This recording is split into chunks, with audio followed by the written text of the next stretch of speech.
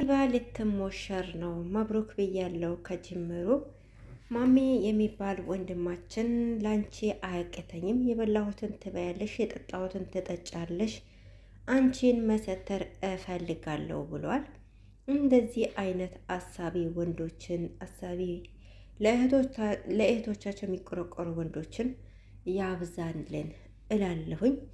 እንግዲህ እህታችን ሀቢባ ያለችበት ሁኔታ ብዙዎቻችንን እያሳሰበን ነበረ ማለት ነው።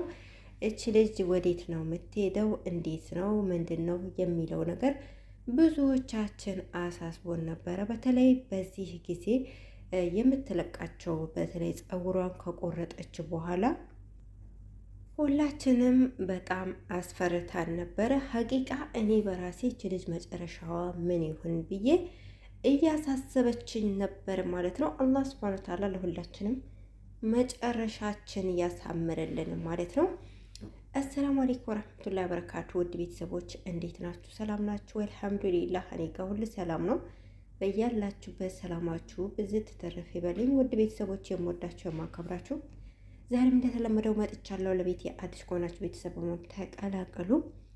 ጠፍቻለሁ። እንዴት ከርማችኋል? እንዴት ይዟችኋል? ጨጓራችሁ ይፈጫል ወይ? ይመስለኛል በደንብ ይፈጫል ጨጓራችሁ ማለት ነው። አይቻለሁ ምንድን ነው የሚባለው? በቃ በሩቅ ካሜራ አይቻችኋለሁ ማለት ነው። አለኩልሃለን በያላችሁ በሰላማችሁ ይብዛልኝ። ውድ ቤተሰቦቼ እንግዲህ ወደ ርዕሴ ስመለስ እህት ሀቢባን እኔ እሰትርሻለሁ የሚል ወንድም ብቅ ብሏል ማለት ነው። እውነት ለመናገር እንደዚህ አይነት ወንድሞችን ያብዛልን ማለት ነው። ምክንያቱም ይሄ ወንድማችን ያለችበት ሁኔታ ጥሩ አይደለም። የምታደርገው ነገር በጣም ተቀይሯል። ፀጉሯን በፊት ትሸፈን ነበር። ሁላችንም እንደምናውቃት እጃብ የማትለቅ ልጅ ነበረች። የሆነ ሰዓት ላይ ፀጉሯን ተላጨች። ፀጉሯን ስትላጭ እውነት ለመናገር እኔ የሆነ ነገር በቃ አለ አይደል፣ አንዳንድ አካባቢ ድሮ ነው፣ አሁን እንኳን እንደዛ ነገር የለም። ኮሜንታተሮችም ሲሉ የነበረው እንደዛ ነው። ሰው ከሞተ በቤተሰብ እንደዛ ፀጉር ይላጭ ነበር፣ የድሮ ባህል ማለት ነው። አንዳንድ ቦታና እንደዛ ነበር የመሰለኝ። ግን እሷ አሞኝ ነው ጨንቆኝ ነው አለች ማለት ነው። አለኩልሃለን ፀጉሯን ከተላጨች በኋላ ደግሞ ኢጃቧን ለቀቀች። ቀድሞም አንቺ ወንድ ነሽ ወይ ሴት ነሽ ወይ እባክሽን አሳየን፣ አሳውቂን ለሚሉ የሚዲያ ሰዎች በምን አይነት መልኩ ልታሳያቸው ወይም ልታስረዳቸው እንደፈለጉ ባይገባኝም ማለት ነው። ብዙዎች ጾታሽን አሳውቂን እያሏት ነበር።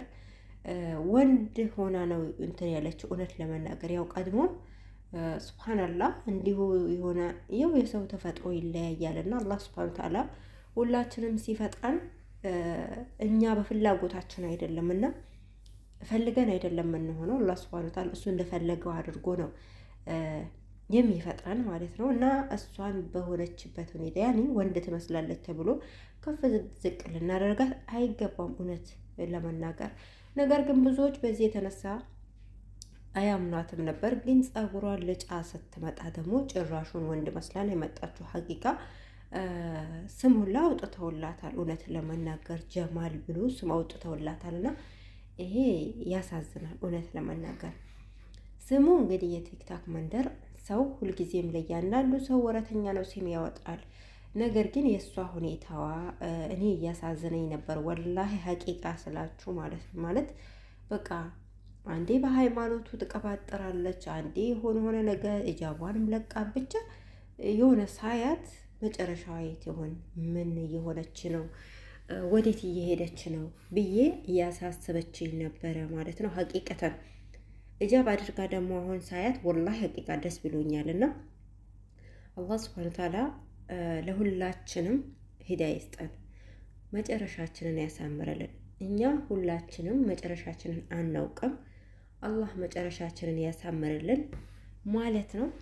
እናላችኋለሁኝ ውድ ቤተሰቦቼ፣ እንደዚህ ኢጃብ አድርጋ ሳያት ደስ ብሎኛል። ፀጉሯን ገልጣ ፀጉሯን ተልጫ ሳያት ወላሂ በጣም አሳዝናኝ ነበርና እንግዲህ በዚህ ወንድማችን ምክንያት መሰለኝ ኢጃብ ያደረገችውና ምናልባት አንዳንድ ሴቶች ትዳር ሲይዙ ሲሰተሩ ትዳር በጣም ብዙ ነገር ነው የሚሰትረው ሀቂቀተን ማለት ነውና ሊሻላት ይችላል ብዬ አስባለሁ። ትስተካከላለች ብዬ አስባለሁ። ይሄ ወንድማችን ግን እውነት እሷን በቃ ትዳር መያዝ አለባት፣ ትዳር ብትይዝ ትሰተራለች፣ እንደዚህ ባህሪዋ ይስተካከላል፣ ወዴት እየሄደች ነው የሚለው ነገር እህቷ ነች፣ ሙስሊም እህቱ ነች። አሳስቦት እውነት ለትዳር በዚህ ሁኔታ በዚህ ተረስቶ ለትዳር ጠይቋት ከሆነ እውነት ለመናገር የሚደነቅ ወንድ ነው ማለት ነው ሀቂቀተን። እና ሴት እህቶች አዎ መዘወጅ አለባቸው፣ መሰተር አለባቸው። ወንዶችም አስቡበት ማለት ነው በዚህ ነገር እና የግድ ወጥተው ሚዲያ ላይ ትዳር መጠየቅ የለባቸው። ያልተዘወጁ ሴቶችን ካያችሁ ጠይቋቸው፣ አግቧቸው። ማን ሊያገባቸው ነው እናንተ ካላገባችሁ? ወንዶች ማለት ነው። ብዙ ወንዶች አሉ በቃ ለትዳር በቂ ነገር አላደረኩም፣ በቂ ነገር አላሟላሁም እያሉ የሚቆዩ ማለት ነው። ዞሮ ዞሮ መቼም በቂ ነገር አያሟሉ። የሚያሳዝነው ነገር ማለት ነው፣ የሚያሳዝነው ነገር መቼም በቂ ነገር እንትን አይሉም፣ አያሟሉም። ሆኖም ግን በቃ ያኔ በቃ የሆነ ነገር ማሳካት አለብኝ ምናምን አለኩል ሀለን ለሀቢባ ደስ ብሎኛል እላችኋለሁ። እናንተም መልካም ምኞታችሁን ገለጹላት። ኢንሻአላህ አላህ ኸይሩ ነገር ሁሉ ይወፍቃቸው። ቀልድ ሆኖ እንደማያበቃ ተስፋ አደርጋለሁ። ሲጨቃጨቁ እንደማናይ፣ ሲለያዩ እንደማናይ ተስፋ አደርጋለሁ። መልካሙን ሁሉ እመኝላቸዋለሁ። ባላችሁ በሰላማችሁ ይብዛ። እስካሁን አብራችሁ ስለነበራችሁ ከልብ አመሰግናለሁ። ሰላም ሁኑልኝ።